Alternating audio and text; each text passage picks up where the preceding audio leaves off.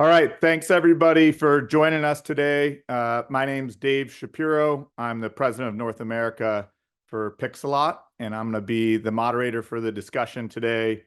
I'll do some quick introductions of our panelists, Meg and Nick, and then we'll jump into questions. This isn't going to be a presentation from any of the groups that are on the call here. It's really meant to be a panel discussion to share best practices and learn from the group also. So there's a chat button on the bottom of your screen. Please type in any comments that you have there or questions that you have. And throughout the webinar, I'll try to tie some of those in. So definitely want this to be interactive and not just one way where you're just listening to us here. So some quick introductions. First, I want to introduce Meg Stevens, who's on the call. She took a different path to the youth sports market, but has a very strong background in athletics. Meg was a two-sport athlete in college at Cortland State. She played soccer her freshman year and then played lacrosse all 4 years. She was then the head women's lacrosse coach at Buffalo State College, and then also became an administrator there, where she was the assistant athletic director. Then Meg went to Averett University, where she was the athletic director and also the VP of campus operations, and then has been at Arizona Athletic Grounds, which is the largest youth sports facility in the country, roughly 300 acres in Mesa, Arizona. Meg became the CEO there about a year ago. So thanks so much, Meg, for joining us, and I'll turn it to you in a couple minutes here for some questions. Our other panelist is Nick Busto. Nick is the VP of Video Operations for Sports Engine, which is owned by NBC Next.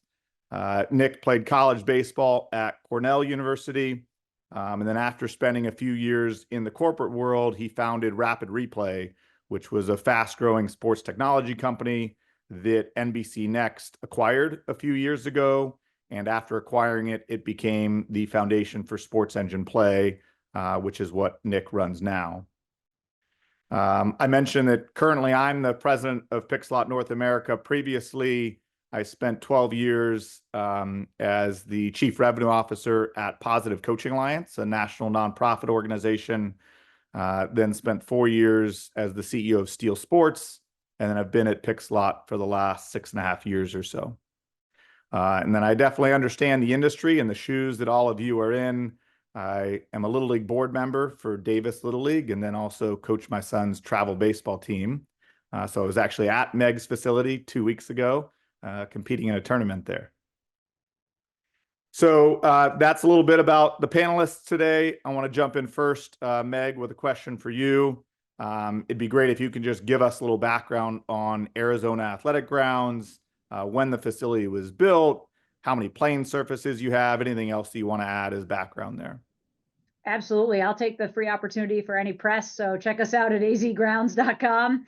It's actually probably one of the best ways to see the facility. When you're working with 280 acres and just how large we are with the multitude of, not just sports fields, et cetera, the fact that we're also entertainment and food and beverage as well. It's an expansive site.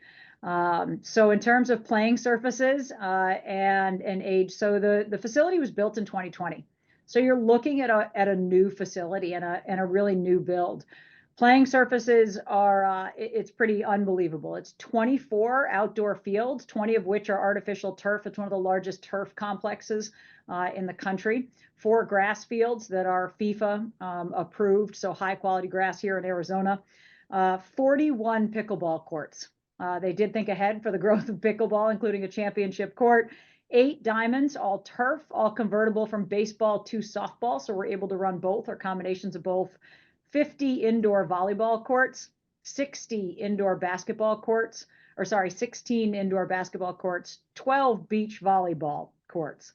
So that's just playing surfaces. On top of that, we've got a health campus and a few other things happening on site, but primarily for this conversation, that's where you see a lot of our conversations take place. Great. It's a sport. Yeah, and I've had the opportunity to be there twice in the last 6 weeks, I think. It's really like nothing you've ever seen. Disney Wide World of Sports, I think, was probably the first big venue like this that was built. Arizona Athletic Grounds make that look like a small local facility in terms of the size and expansiveness of AAG.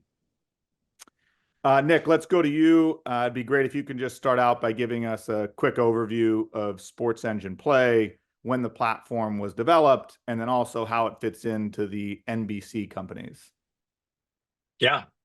First off, thanks, Dave, for having us, and Meg, awesome to be here with you. I think, yeah, when you talk about Arizona Athletic Grounds, the way I like to describe it is as far as the eye can see.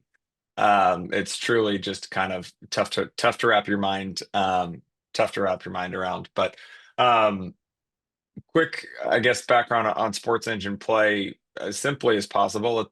It's the video destination for the youth and recreational sports household. So we want to be the place where players, coaches, fans, families are able to access the footage from the people they care about most, clip highlights, create highlight tapes,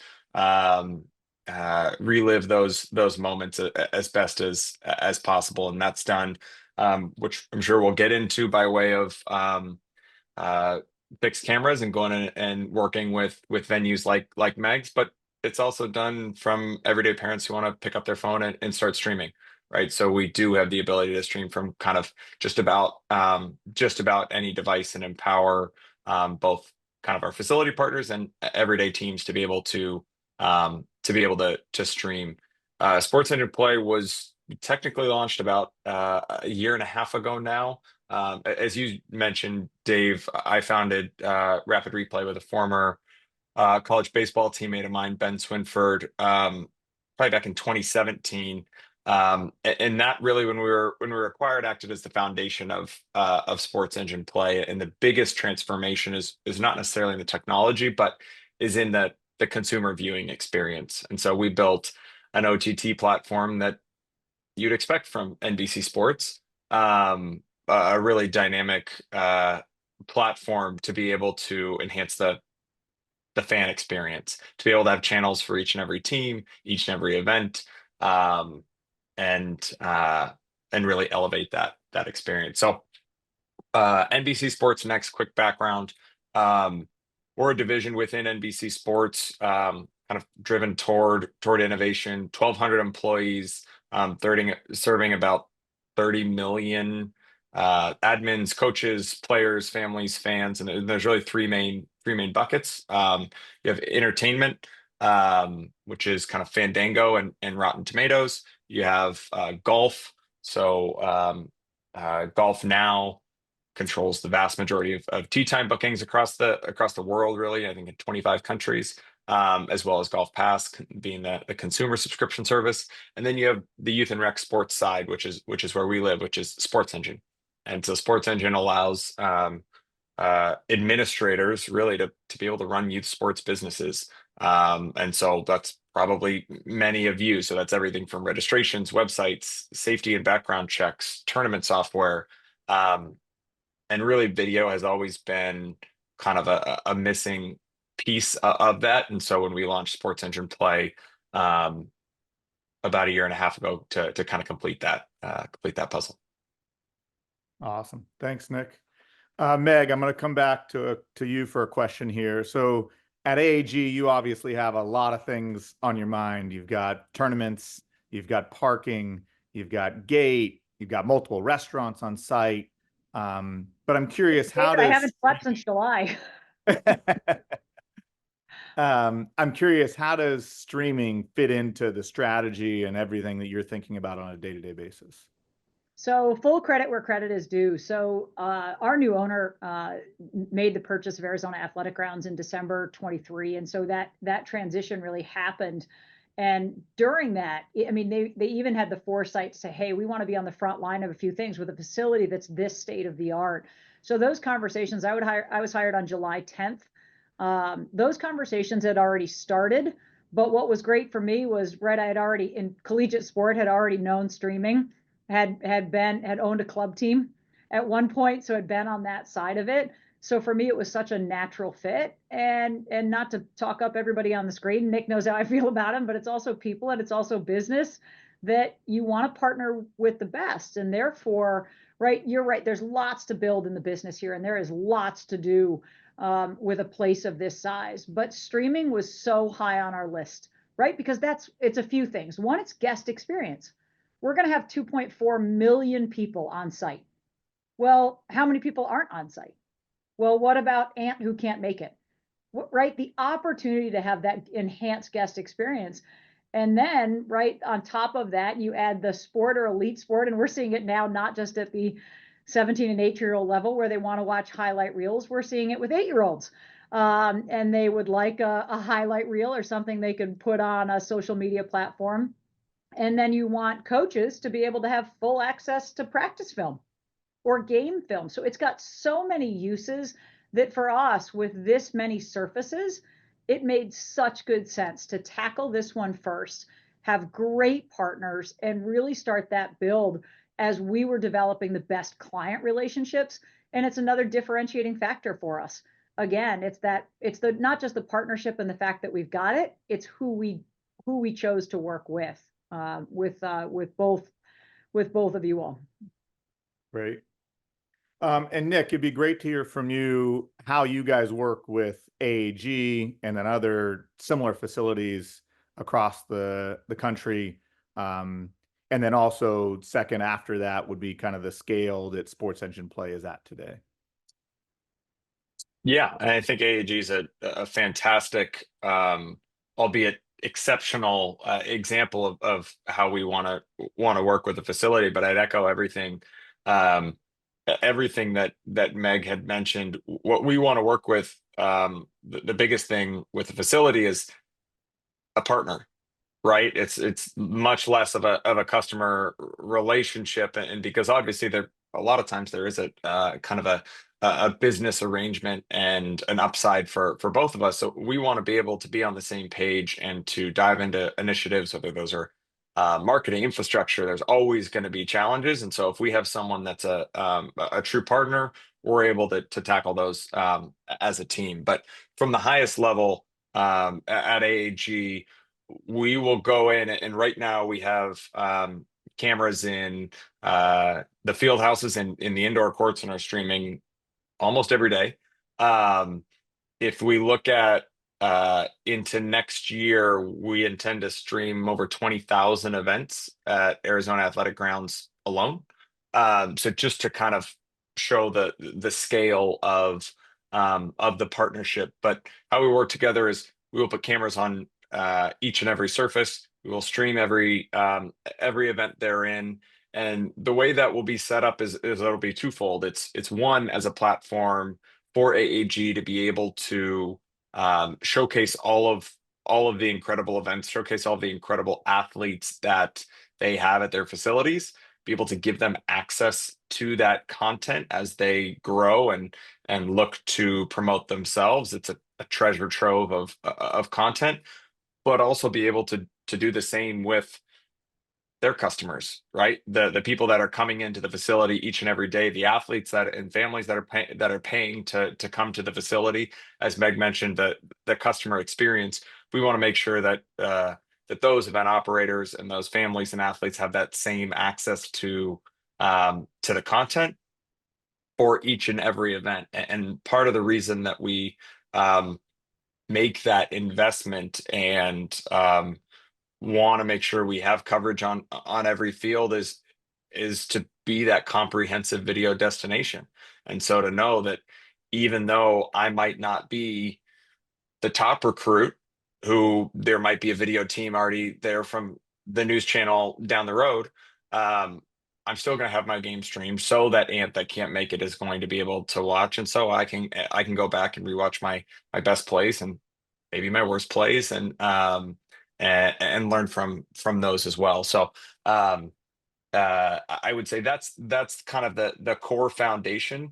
But then I think how this evolves, and probably speak of this to a little more later, is we want to help AAG achieve their goals, right? And if their goals are to bring the best events in the world and the best athletes in the world to their venue on a consistent basis, well, one, we're big business within the youth sports market, and we're a big business within the sports market. And so we have relationships a lot of different places. And so we want to make sure that we can bring the best events to AAG, present them with opportunities, introductions, those types of things that you might call it the externalities or the additional pieces.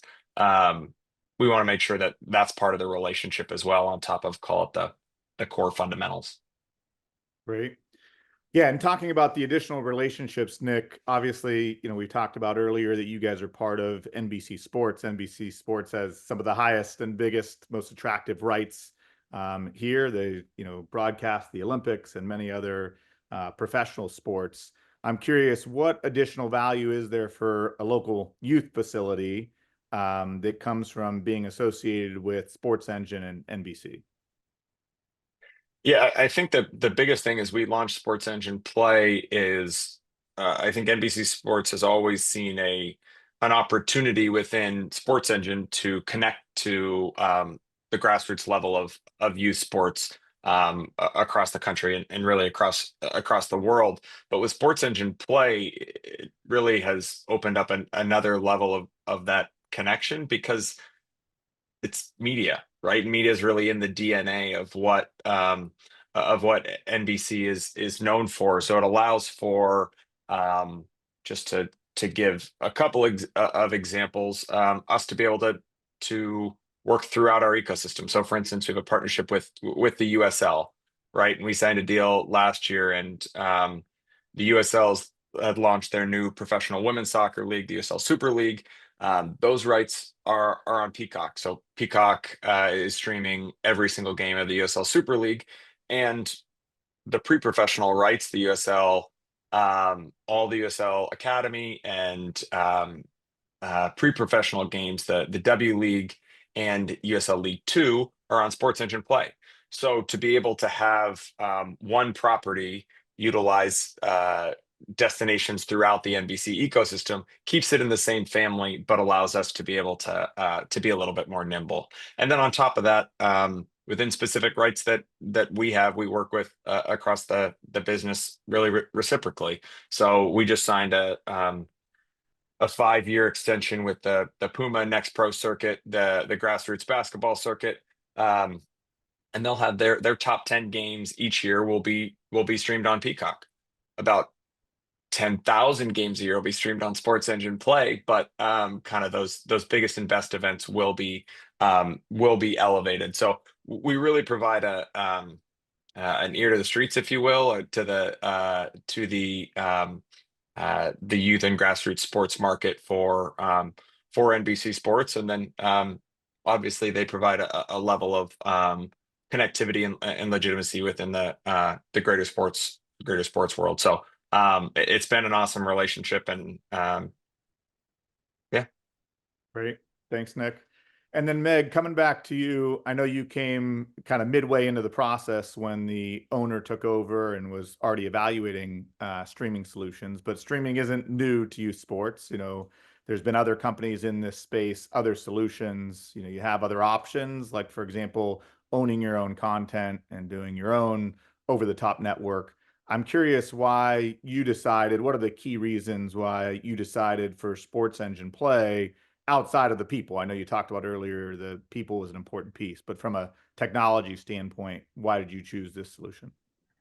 Yeah, obviously there's lots of different facets to that process. And so you're right in terms of tech, who's going to bring in the best tech when we can't necessarily, right, with this many playing surfaces, that's not necessarily something that you can work with on a daily basis. So you want it to be really high quality, already proven. And then on the SE Play side, I don't think the relationship is not worth mentioning again, because again, business is business, and we understand it's a business relationship. However, it's different. Like Nick's team and my team, they're on meetings once a week, if not more frequently. Like those are the kinds of relationship that it's going to take to build on both of our sides. When we say, hey, look, here, could you do this? Hey, could we move this camera? Like, hey, and then, what can we do to market better? How can we help? Those types of things, you don't find that in every company. There's a lot of cookie cutter. And I think you kind of get you kind of get what you get, and folks that already think they've been there, I think it's been great for us to watch Sports Engine play, and like to watch some of those pieces. They're growing and they're continuing. That's kind of where we are.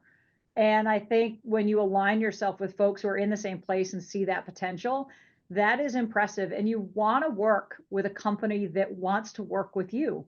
And so I think that aligns with the business. And when we have stumbling blocks, look, that's what to ask as a CEO or as a president. When things go wrong, how's that going to go?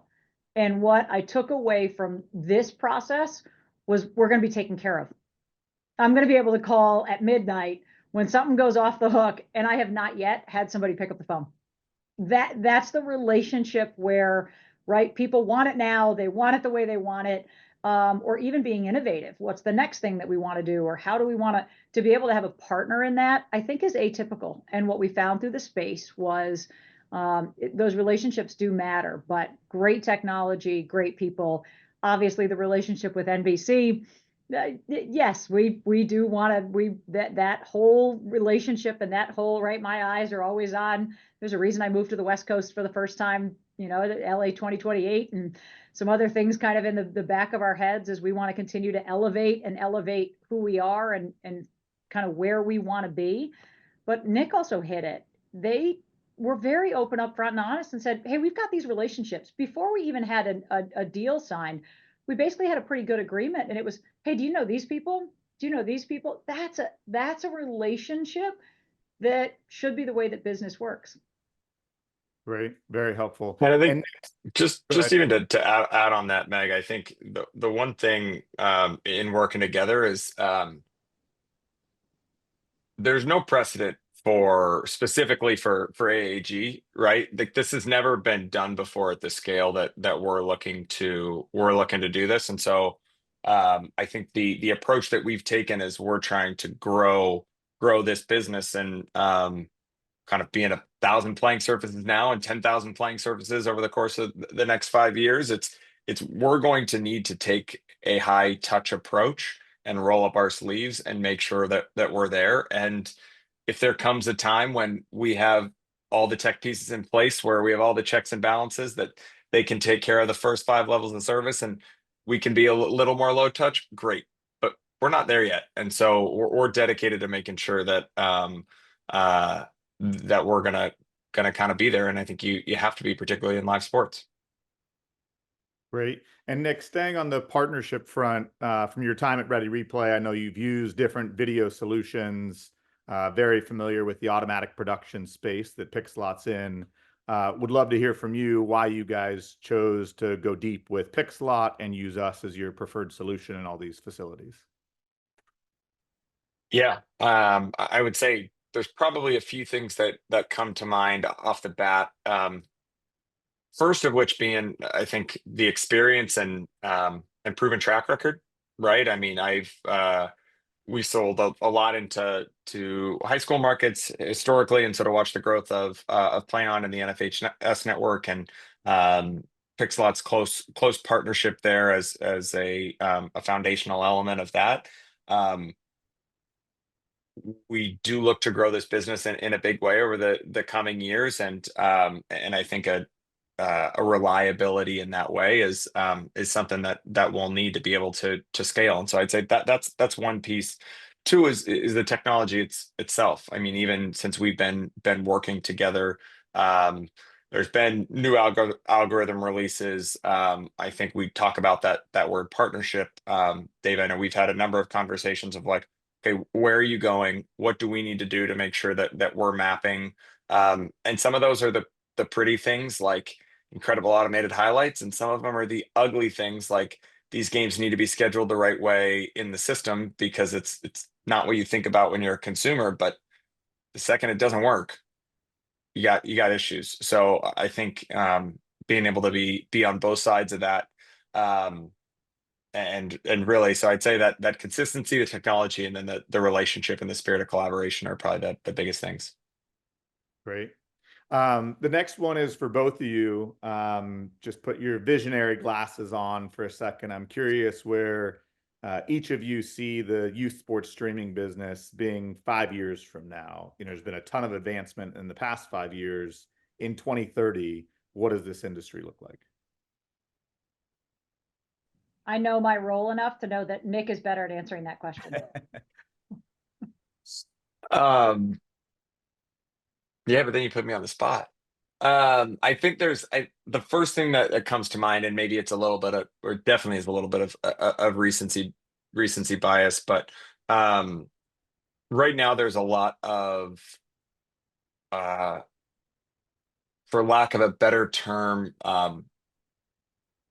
land grab in the particularly in the facility space within the youth sports market of trying to get fixed cameras into these systems. And there's one way to look at that of okay, you're establishing a relationship and then you automatically get the events they're in. That's not really the case, right? I think this is a two-sided marketplace, and I think where the future is and where I think we are incredibly well positioned is the ability to not only create deep relationships as we've discussed with facilities as they're growing, but the other side is with the rights holders, right, and the events operators, and making sure that we, and this for us is made a little easier by the fact that we run two of the biggest tournament software platforms in the space, being Sports Engine, Tourney, and AES. So we have some of these large rights holders as customers, but I think where the market is going is being able to take large rights holders, have major facilities relationships, and map those together and start to say, hey, you're a premier rights holder, you're a premier facility. Let's play matchmaker and make sure that you guys have the best experience. And premier is a broad word, but that can go down everything to I need these amenities, I need this level of accommodation, of kind of parking, like to be able to map that into the future. It's something that we're doing now with this Puma extension is really marry the facilities with the rights holders, and I think that's really where the industry is going into the future. Interesting. Great. Meg, another question for you here. So, I think some people on the call probably are thinking this sounds interesting, but how much work's involved with having streaming at your facility? So I'm just curious what your staffing looks like for streaming specifically, and how much work your team has to take on in order to execute on the partnership with Sports Engine Play. Take this in the best way. You're welcome. Right. The advantage is we're going through it right now. I think Nick and I and our teams are on a learning curve together. What happens when you're on a learning curve together, and we knew we would be the largest, right? It's a huge lift to get off the ground. I think that will do nothing but get easier, right? It will make it easier for Nick and his team at the next facility that they're at. And it will continue to get easier on our end. We don't have anybody solely dedicated to it. So it's definitely a group of people. And the more cameras we continue to bring online and spaces, but we're learning the system well, and we're learning it together. So it's actually been nice in terms of a rollout of, you want everything and you want it all at once. That'd be great. But our rollout has been good for us to learn. How does that work? How does scheduling work? What happens when tournaments get off of schedule, which is every Saturday? Like all of those pieces that you don't necessarily think about until you're working with it are there. There's a lot of intricacies. And so it's not just, flip on, flip off.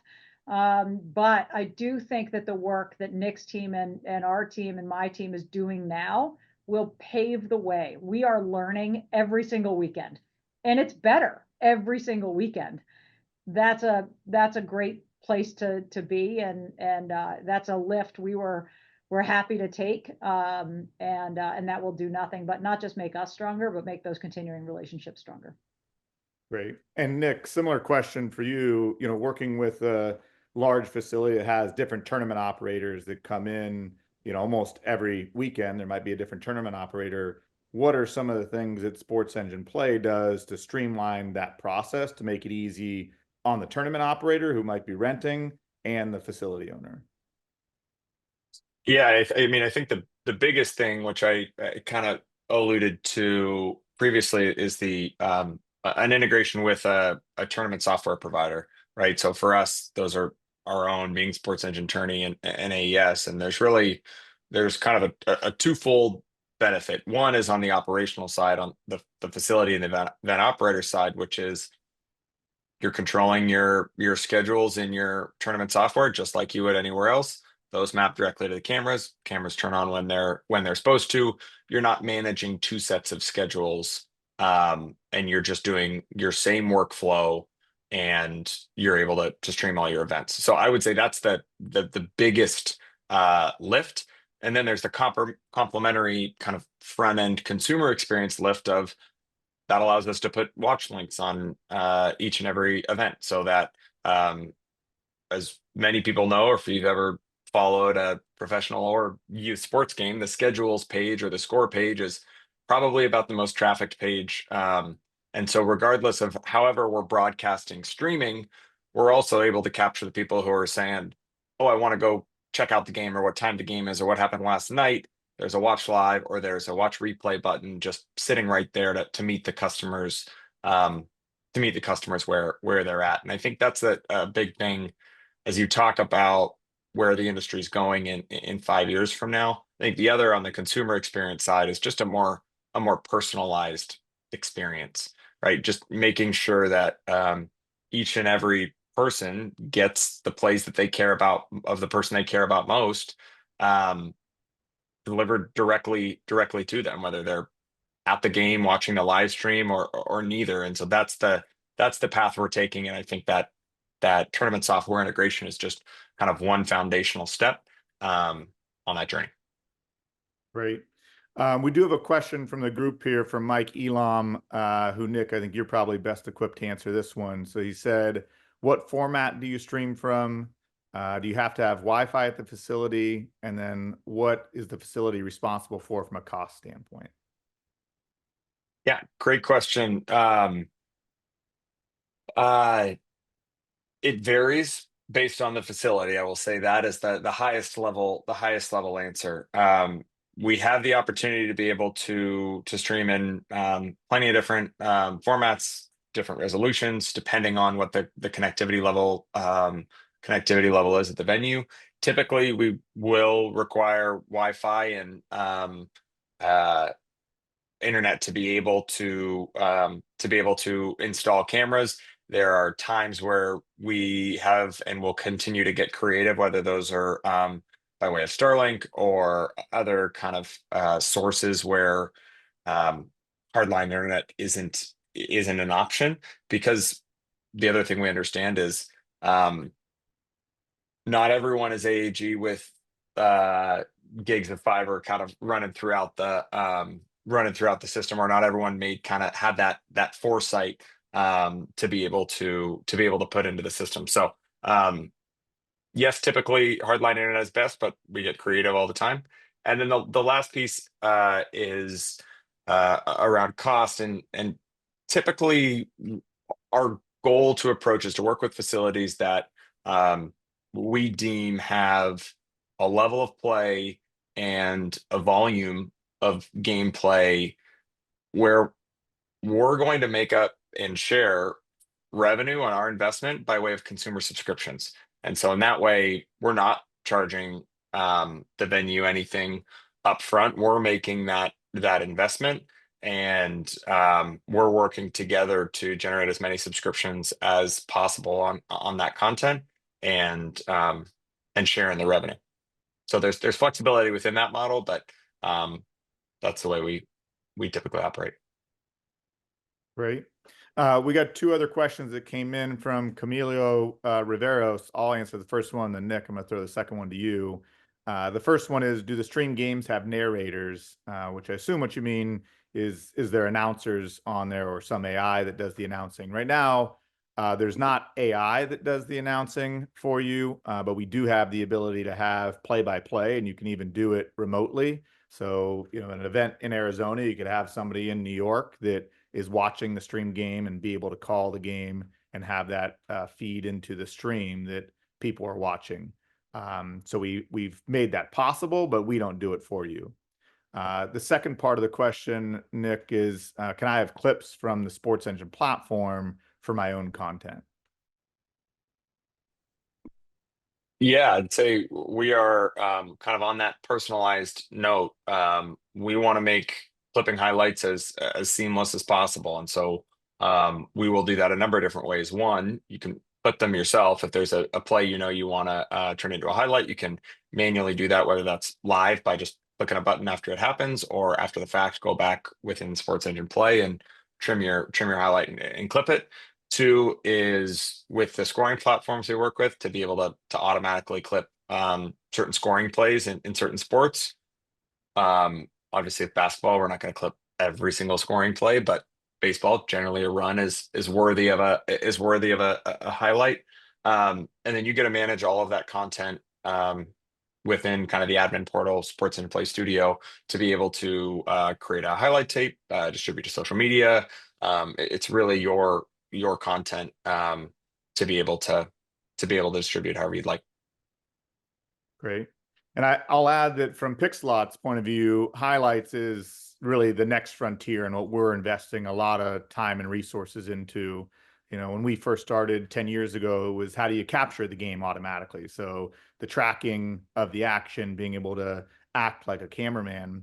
And now what we're really focused on is how do you take the important moments from that 2-hour game? Because especially in youth sports, as Nick mentioned earlier, a lot of people don't care as much about watching the full 2-hour game, but they really care about those 2 shots on goal or those 2 base hits that their kid had.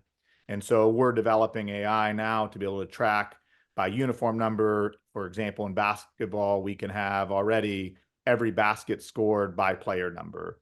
And we're starting to roll that out in other sports too, so that those clips can be automatic. You don't have to do them manually. We're a little bit over a half hour. I told people we'd be done by then. It's amazing we haven't had anybody drop off here during this whole time. But I do still want to end close to on time. So Meg and Nick, any closing comments you have before we wrap it up here? No, David, I really appreciate the opportunity. It has been great to work with both of you. And really excited about continuing to build the future together. And for those of you who are on, anybody at a facility, this should be your first phone call. If you're going to do it, you want to do it well. Then I have nothing but the best to say about our relationship here and our relationship moving forward. We're excited about it. Awesome. Well, it's tough to beat that. But I'd say, Dave, thank you for having us. It's been an incredible road, and we're excited about what the future holds with both of you guys. So thank you, and thanks everyone for taking the time out of your day. Feel free to reach out if you ever need anything, or if you have any questions or your facilities interested in learning more. Great. Well, thank you everyone for joining us today. We'll send out a follow-up email with contact information too if you have any more questions and want to talk to somebody on either the Sports Engine team or the Pixellot team. We'll get you guys the right people to talk to there. Meg and Nick, thanks again. Really helpful conversation, I think, and excited to be working with both of you to build the youth sports streaming business and see what it looks like in 5 years in 2020, 2030. All right. Thanks, everyone. Thanks, guys.